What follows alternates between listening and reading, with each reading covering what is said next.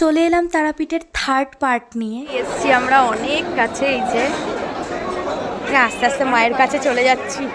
সত্যি বলতে মায়ের সন্তানরা ঘন্টার পর ঘন্টা লাইনে দাঁড়াচ্ছে মাকে দেখার জন্য, আর মায়ের মুখটা দর্শন করার পর কোনো কষ্ট অনুভবই হচ্ছে না। আজ সন্ধ্যাবেলায় কেনাকাটা করতে, দেখি কি টুকটাক কেনাকাটা করা যায়।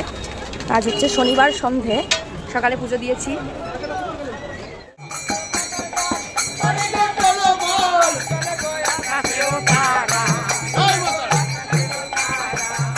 এখন আমরা যাচ্ছি মহাপীঠ তারাপীঠের শ্মশান।